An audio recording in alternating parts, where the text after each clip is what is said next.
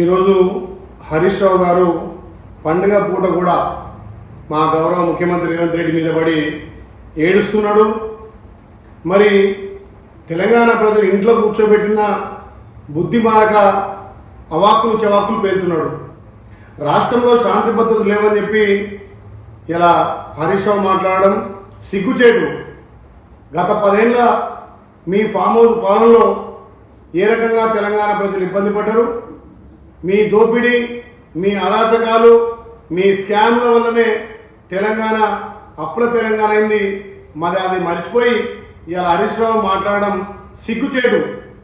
మా ముఖ్యమంత్రి ప్రజాపాలనలో ఈ 2 ఏళ్లలో రాష్ట్రం సుభిక్షంగా ఉండడం చూసి హరీష్ రావు ఓర్స్తలేడు.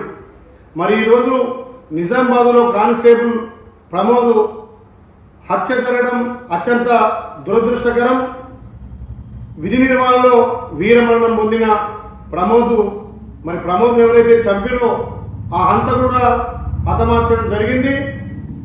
దీన్ని కూడా హరీష్ రావు శవరాజకీయాలు చేస్తుండ్రు.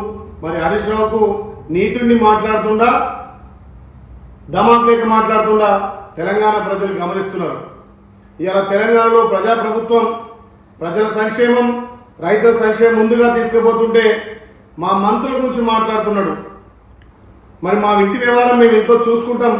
ముందుగా నీ కుటుంబంలో ఉన్నటువంటి తగాదాలు, నీ కుటుంబంలో ఉన్నటువంటి దోపిడీ, మరి నీ సొంత కుటుంబంలో ఉన్నటువంటి కవితనే నిన్ను దొంగ ఇలా తెలంగాణను భ్రష్టు పట్టించి అప్పుల పాలు చేసింది హరీష్ రావు అంటుంటే కూడా మరి నీ బుద్ధి ఎటు పోయిందో అర్థమవుతలేదు. ఇలా నీ కుటుంబాన్ని చక్కదిద్దుకో. మా ప్రభుత్వం నుంచి, మా మంత్రుల నుంచి మాట్లాడే ముందు నీ కుటుంబ కలహాలను, నీ కుటుంబ దోపిడిని నువ్వు చక్కదిద్దుకో. హరీష్ రావు నీతులు చెప్పే ముందు ఒక్కసారి నీ 10 ఏళ్ల దుర్మార్గ పాలన, నీ కుటుంబ పాలన ఏ రకంగా ఇవాళ బయటపెట్టిందో ఇవాళ ముందు తెలుసుకోవాల్సిన అవసరం ఉంది. మరి కవిత పాదయాత్ర చేస్తుంటే నీ గుండెల్లో రైలు పగడుతున్నాయి.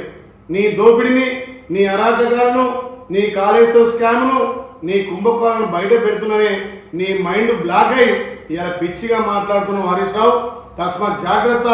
నువ్వు మాట్లాడే ముందు ఆలోచన చేసి మాట్లాడు. ఇక మేము ఒకటే అమ్మవారిని వేడుకుంటున్నాం పండుగ పూట. హరీష్ రావు గారి దమాకు మొక్కాలో ఉంది. కనీసం హరీష్ రావుకు మంచి బుద్ధి ప్రసాదించని చెప్పి ఆ అమ్మవారిని వేడుకుంటున్నాం. తెలంగాణలో మంచి పాలన నడుస్తుంటే ఒక గన్ కల్చర్ అంటున్నావు.